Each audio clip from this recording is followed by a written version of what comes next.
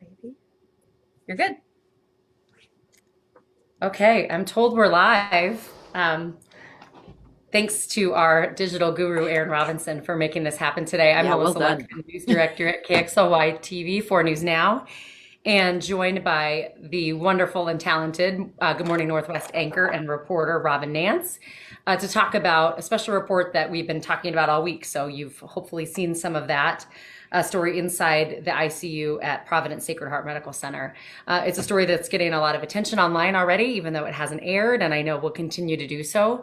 So we're hoping that just to offer a little bit of a discussion about what we saw, how the story came together, and really take your questions. If you have questions about the piece, questions about how it worked, what Robyn saw, all those things, we're going to do our best to monitor the Facebook page. I'm looking at I got a weird little setup here. So if I'm looking away, I'm not, playing Candy Crush. I want to collect the questions. But Sure. let's just talk first, Robyn.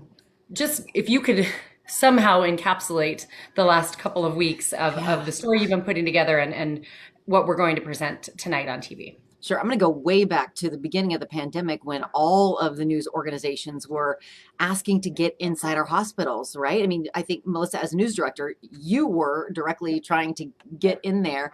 And because of privacy issues, because of, the enormity of COVID and the unknowns, that was just not possible. And I think after repeatedly, you can correct me if I'm wrong, but after repeatedly asking and asking and you have a great relationship with the good folks at in the communications department at Providence Sacred Heart. They finally relented, and I think it's because mostly about just they realize the importance of people understanding what it is that they're going through. Can you talk about that a little bit?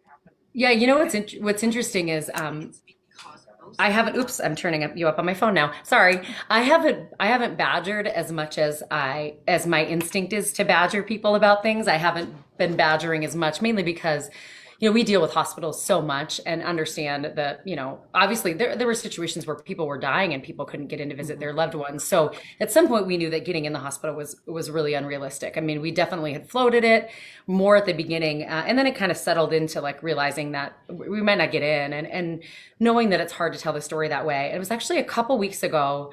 I saw a story out of KGW in Portland that they were in an ICU in Bend, and I couldn't watch the story all the way through. It was really hard to watch. I did end up watching it all the way through, but had to watch it in a couple different chunks because it was so powerful and emotional and so moving. And I thought, man, this is what people need to see. And so I got in touch with the folks at Providence that night, and said, we got to do this. And I think the reason they said yes, and this is part of our story now, is they really felt like they have done all they could to get the message out to the community how serious it was. And I interviewed the COO of the hospital and the nurse manager, Susan Stacy, who's been there for about 40 years. And she said, we never would have imagined bringing cameras in. But Yeah. they got to the point where they thought it was the only way the community would really believe what was happening inside. Yeah. And as soon as that happened, they talked it over with their leadership team. And then it was off to the races, really, and really identifying you as the reporter to tell the story. And then you want to just talk about maybe that first visit and Sure. kind of how that part of it kind of came together. Yeah, so it was really important for us to get in there beforehand. So Melissa, along with myself and our photojournalist Brian Belanger, chief photographer, were allowed to go in and walk around, get a tour of what we would be allowed to see, places we could go, places, things that we couldn't shoot, and there are lots of reasons for that. All about patient confidentiality. That's the whole thing. So we were very, very careful about what we were allowed to show. And so our walkthrough was a week before we actually got to shoot. And the walkthrough was, I thought, and Melissa, I think you felt the same way. We talked about just how eerily quiet. Like you see shows like Grey's Anatomy or whatever, and you feel like they're always in the ER or they're in the operating room or whatever, and there's always like all this hubbub, hustle and bustle, and people shouting and yelling, and you kind of expect some of that. Well, there was really none of that. It was super quiet, and kind of calm. So and then realizing that all the hard work is going on, inside the rooms and everything. Now, it was different when Brian and I got to go back a week later, because when we were there for our walkthrough, it was kind of between some of the bigger things happening. So when Brian and I went, we were there at the same time that the prone team was coming in. So the second visit with the cameras was a lot different. There was more activity. There was groups, 4 to 6 nurses at a time that would have to suit up in all of their PPE, were overly sanitized, and then going into a patient's room to then do these procedures, which was they're called a prone team because they're proning, which means turning somebody onto their stomachs. So they would have to coordinate with all these people, and they would flip a patient who was ventilated onto their stomach to help them breathe, which seems so opposite of what we all think about when we think about easy ways to breathe. You might lay on your back. You don't think of laying on your stomach, but because of the illness, because of the ventilators, that it's a procedure that helps to basically fire up growth or fire up, the villi in your lungs to help them start breathing on their own again. Robyn, I was not there when the proning was happening, and I've seen all the video. It's one of the hardest things I've ever watched. Yeah. First of all, to watch, you got to have 6, 8 people. In some cases, they have slings that they're literally lifting someone up so they can make that move. In a lot of cases, they don't have enough slings, so it's sheer manpower. But to know that the person is so completely helpless. Yes, they are. I would say they're more than sedated. I think most of these people are in comas, or where they are completely out of it. They have no function. And so they're really at the mercy of these people, completely at someone else's mercy.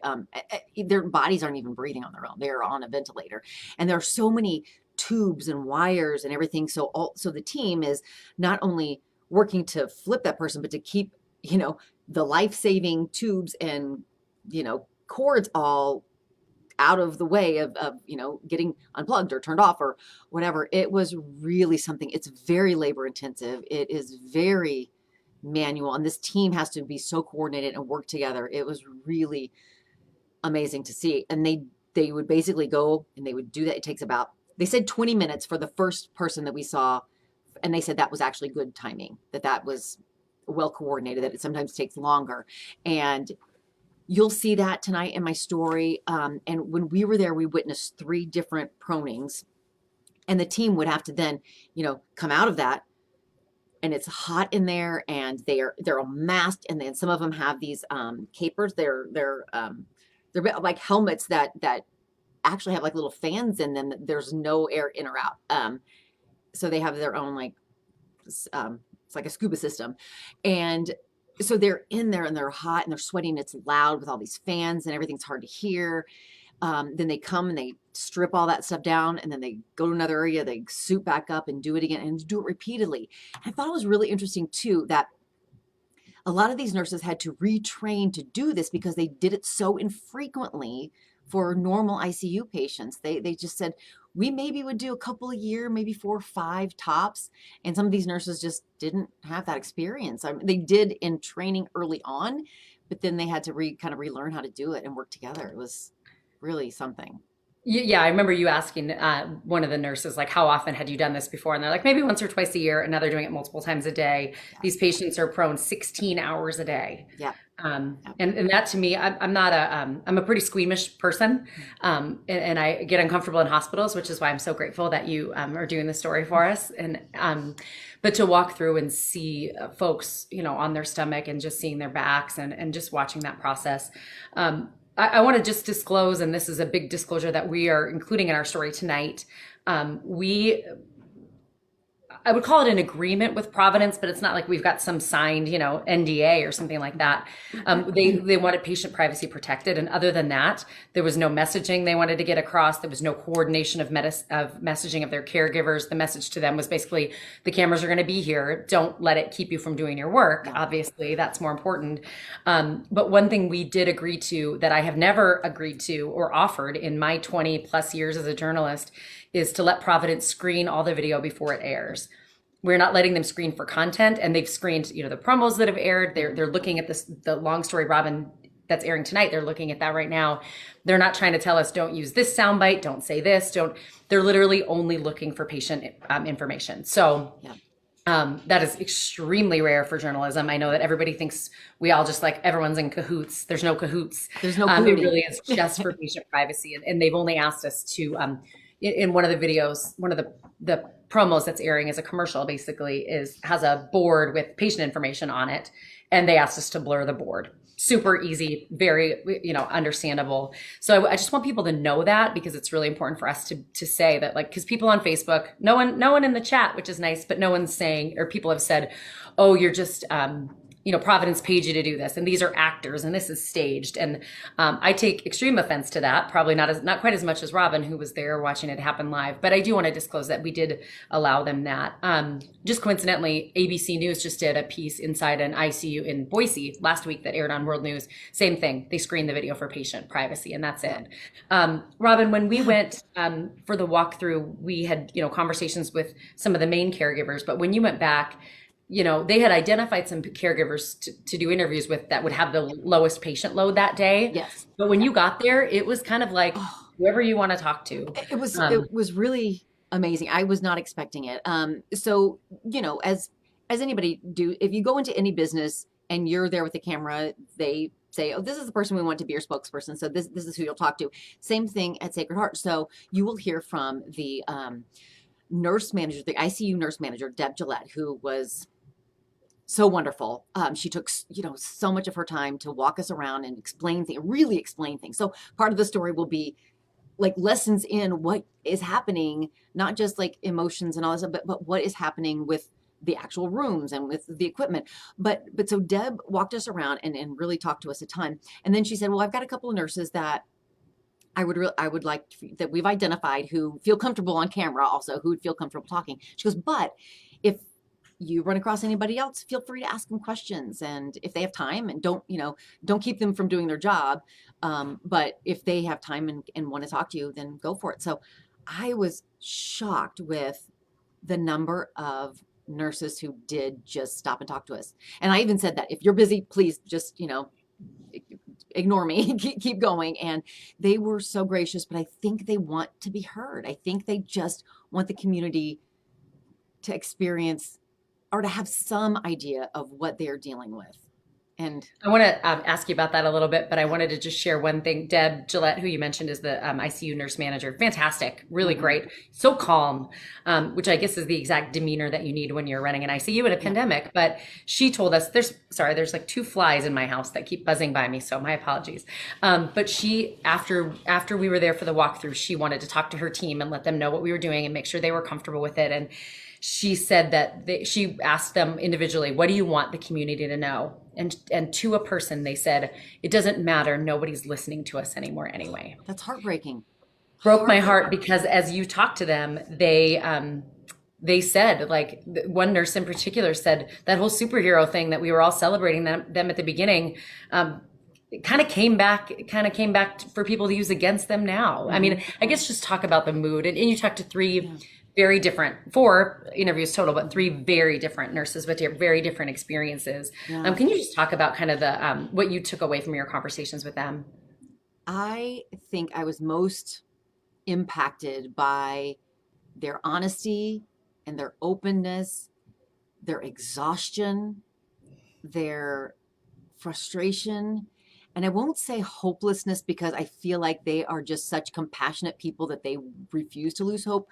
But I felt, especially, and you will hear this tonight in the story, but you will hear the desperation, I feel like, in a couple of their voices. Just we're here, we're doing absolutely everything we can, and still sometimes it's not enough. And then for them, that weighs on them. These are not people who just like do the job and go home. These are people who then think about those people that they lost and think about those people's families. And yeah, I think to me, that was the biggest, most impactful thing, is hearing them just really opening up and sharing that then we go and live our lives but it's not okay. And we're struggling. And they're working, there's a nursing shortage. They are working, some of them 16 hours, going home and sleeping for 8 hours, coming back. I mean, they're exhausted. Yeah, they are exhausted. You can see it, you can feel it, but they're Yeah. still, giving everything they can to care for these patients because that's the job that they do. We have a couple comments in the chat, and I'm Oh, I having a hard can't time see them. seeing it because it's on my phone. But if anybody has questions about the story or about anything we saw or heard, Oh, I didn't please roll chime down. in. That's not good. I wanted to just bring up one thing too. Robyn talked about the nursing shortage and the frustration and the exhaustion. And one of the things that Deb Gillette, the nurse manager, said was, it feels different. I mean, they're 18 months into this, right? And you're an ICU nurse, you don't have easy days. But one of the things that she mentioned was what they're seeing now is mostly preventable. There are people who have breakthrough infections, and there are people who have, breakthrough infections that can kill them because they have compromised immune systems or things that, things that are going to affect their health differently. But for the most part, most of the patients in the ICU and in the hospital in general with COVID right now are unvaccinated.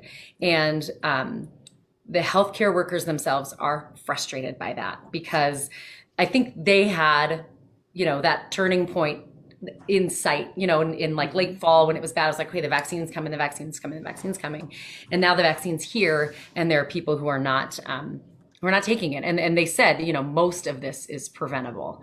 So I think there was a frustration with that too. And that's part of our story, because that's part of their story. That's part of what they're experiencing as healthcare workers. Yeah. And it was also really interesting then talking to them about like, well then, because I asked each of them, how does it feel to be here dealing with this?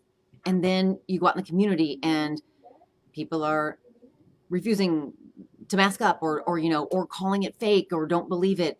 And their responses were really very interesting and a little bit different. Some were very frustrated, just like, it's mind blowing to them. Like, how could you not understand it? And then one of them said basically, hey, you have the information, you do what you feel is right. I'm going to take care of you no matter what. And all of them said, we don't question your choices when we're caring for you. We just care for you and we give you the best that we can. But then they're saying also, like, a couple of them, like, it doesn't have to be this way. Yeah. I want to address two comments in the chat real quick. One of them is Mike asking why news people don't have to wear masks when they work when everyone else does. Oh. If Robyn flipped that camera around, she would see every single person in our building. Everybody else is wearing a mask. I am. Yeah. Robyn is not. Yeah, there's one now, but Robyn is when our folks are on the air as anchors, they're not wearing masks, partly because it's hard for people to understand them. But we do know as a company, people's vaccination levels, people's exposure levels, all those things. Every person in our building is required to wear a mask every day. So Robyn is not wearing a mask because she is on air right now. I'm not wearing a mask because I'm at home with my two dogs. But when I'm at work, I'm wearing a mask too. So, and our reporters and photographers in the field wear a mask as well. We do follow the same guidelines. And then Lee asked, is part of our story educating people on what it means for everyone if our region goes into crisis care?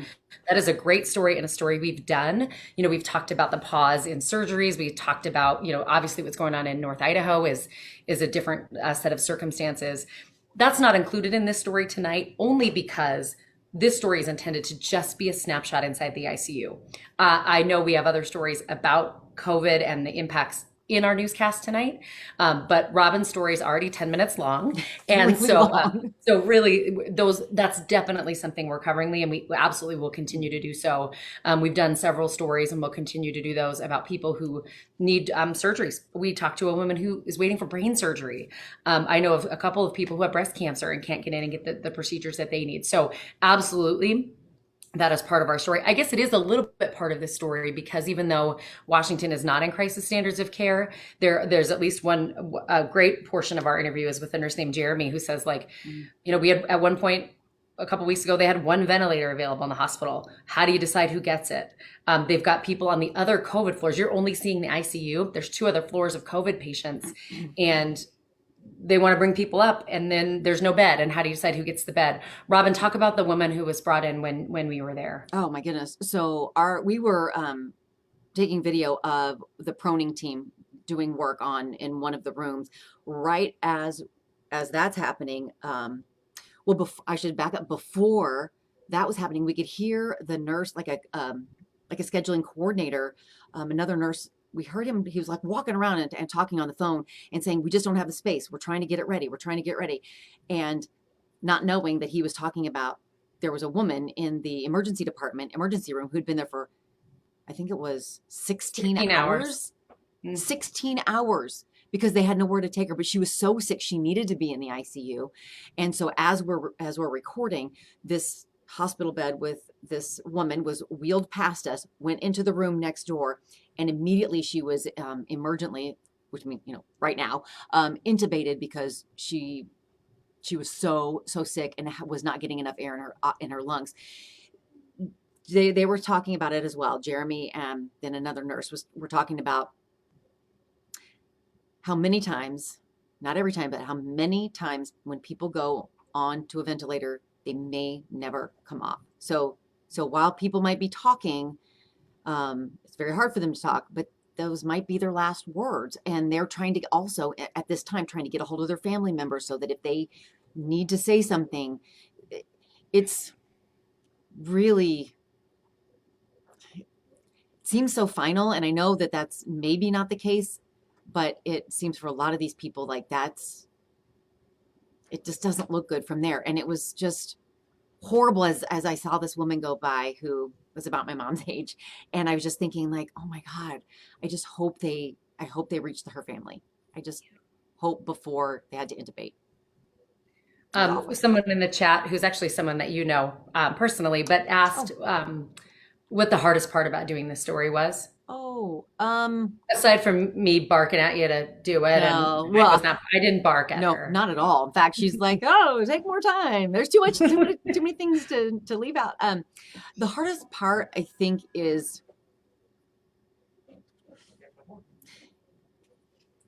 how people will receive it. Which the actual story itself is so good. It's so good, and not because of my work, but because the nurses were amazing and they were open and just, I mean, that was the best part, is just the openness and the honesty. The hardest part, I think, is just, will it make a difference to anybody? I mean, I know it will, because I'm seeing people who are looking forward to the story. That means that you care and you believe in what's happening. I think that's, to me, I don't know, maybe that's too personal. It's hard because, and I think that's the hard part for the caregivers too, is this is their opportunity to share their stories of what they're doing. And then to see people, we've been sharing, we call them caregiver stories, but just little clips of, sometimes when you see an interview on the news, you see a 10-second soundbite. These are extended, long, minute, 2-minute, whatever, just them, speaking. Those are all on our website. It's just kxoi.com/inside-the-icu. We've put those up already if you want to see those, but we've posted those and they're heart-wrenching. I mean, they're heart-wrenching. Jeremy, the nurse, talking about telling a mom of 6 kids that mom's not going to make it over Zoom. And he said he'll never forget the sound of those kids crying. I mean, these nurses who put up a wall because they have to do their job, pouring their hearts out. And for people to jump on Facebook comments and say, that's fake news, they're just actors. That's the part, and this is the part that I have to, coach our journalists through, but coach myself through too, is we really can't control how people receive it and what they do. The best thing we can do as journalists is to put this out there. And a 10-minute news story is a lifetime. It really is. Our producers are going to have to get really creative tonight to get this in, but that's what we needed the story to be is, we were there for 3 hours, Robyn, 3 hours on a random weekday. And here's what we saw. We didn't go back. We didn't go back to get any additional footage. We didn't go back to get any additional interviews. We literally made the decision that whatever we see in that time is the story that we share. And so I think that might not mean a lot to people who don't live in the journalism world, but that's a big deal for us as far as just, truth and storytelling, and then let the community receive it the way that they want to.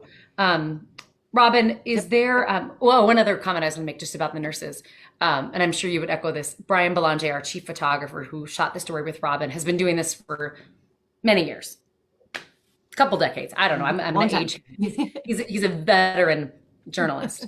And he said he thinks that at least 2 of these nurses' interviews were the most powerful interviews he's ever done because they were so honest and frank. And And definitely, like at some point, and Robin's a fantastic interviewer, and that, helps bring this out in people, just that genuine, feeling. But sometimes it seemed like they forgot the cameras were there. They were like really pouring their hearts out. And I I think loved they that. needed that, Yeah. and they need the community to hear it. So whether you agree with what they're saying or not, and you can't disagree with the life and the existence that they are living. Sorry, you can't. But whether you agree with, what they think should be done about it or not, please don't discount the stories that they're sharing, because they've been living this for 18 months in really, really hard conditions. Yeah. And I finished one of the interviews and I literally said to the nurse, I just wish I could hug you.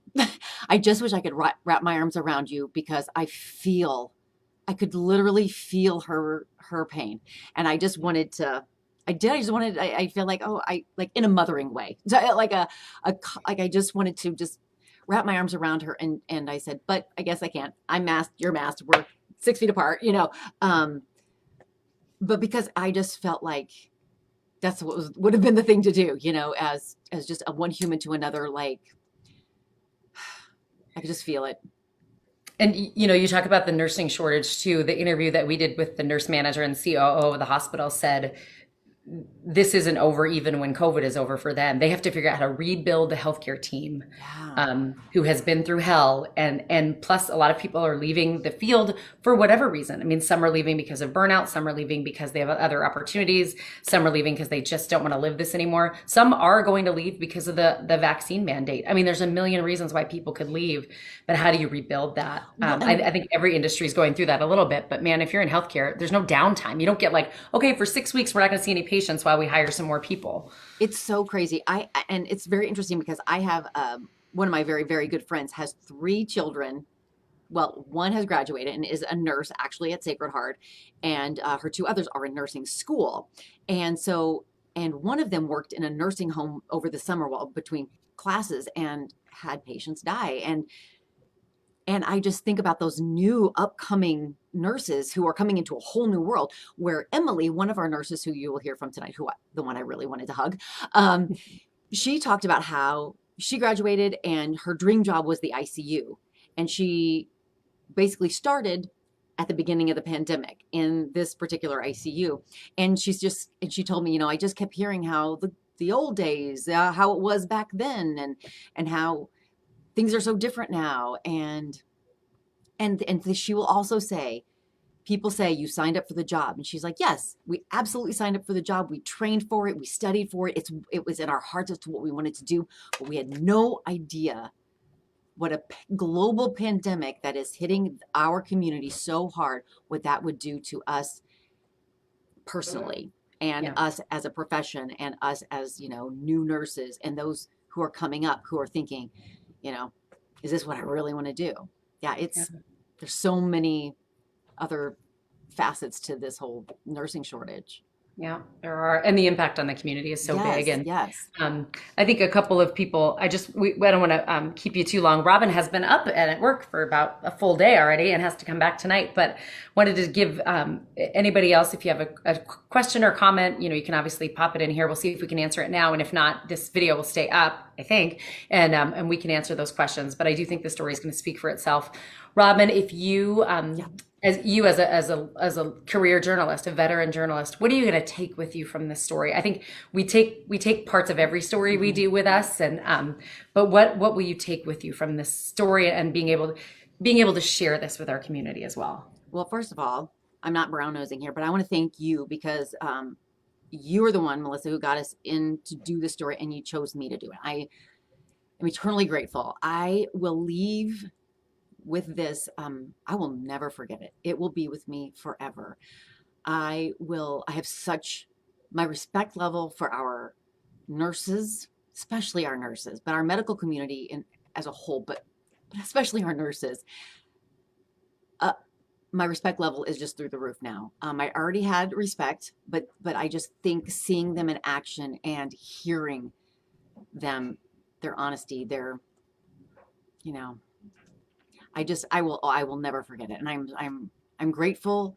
I'm sad. I'm really sad that our community is dealing with this. I'm sad that our nurses, our hospitals, our doctors' offices are dealing with it. You know, I think their compassion spoke so severely to me, like so strongly that I just, yeah, I don't know. I'm so moved by that. Well, I will wrap this up by reverse brown nosing you. Oh, I good. will. Thanks. Well, it's compliment time. I like to end our meetings with compliments. I will say that when we approached Providence about doing the story, they didn't say it until I said it, but they wanted you to be the one to tell it. It was our choice, obviously, but I loved the way a longtime communications person at the hospital said, Robyn has been with our community through so many awful times. Mm, And she needs to guide them through this. that's nice. And That's and so I think nice. that's really powerful. I mean, I think about Robyn during the Valley View fire. I think about Robyn during the Freeman shooting. I think about all these big moments, and I think it does take that sort of our community trusts you for a million reasons, and I think to hear it from you, it makes a big difference. Oh, And I have thank to you. really thank the staff at Providence for trusting us. Yes. It is absolutely unheard of for them to let us do this, and they wouldn't have done it without trust and faith that we would do it the right way. And so I appreciate them. I appreciate people watching it. I hope if you have somebody in your life who doesn't believe this is real, somebody just asked, what should I tell my cousin who believes this is fake news? Gordon, send him the link, have him watch the story. It's not self-serving. I want people to watch our news every night, but man, just watching it and just try to watch it with an open mind Yeah. and just watch it and experience it because it's real. It's Robyn saw it, and the sights and the smells and the sounds, you will not forget those things. So, really quick plug, you're welcome to ask more questions here, and we'll do our best throughout the day to get back to them if we can. KXOI.com/inside-the-icu has the caregiver stories and some backstories as well. And we'll add all of the video. If you're out of the Spokane area, you can watch our newscast streaming live on KXOI Plus, our KXOI Plus app. So you can watch it in real time, or you can just come back and watch it later. And you can share it with your friends and family members who might not believe it's real. The full story will be up on our website later today. So I'm so grateful, Robyn, for you and your storytelling and how much work Robyn was here on Sunday putting this together. I've seen the story.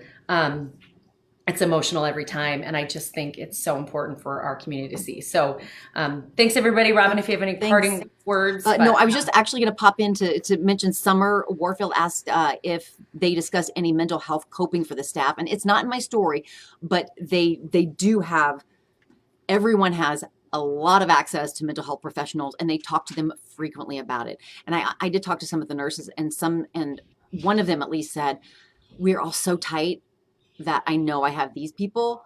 They do have other professionals that can help them too, because it is important and they need it. They need outlets. I appreciate the question because that's absolutely a concern. Okay. Thank you so much, everybody. And we look forward to sharing the story tonight, and look forward to your comments after the fact too. So thank you. And I hope you have a great rest of your day. Aaron.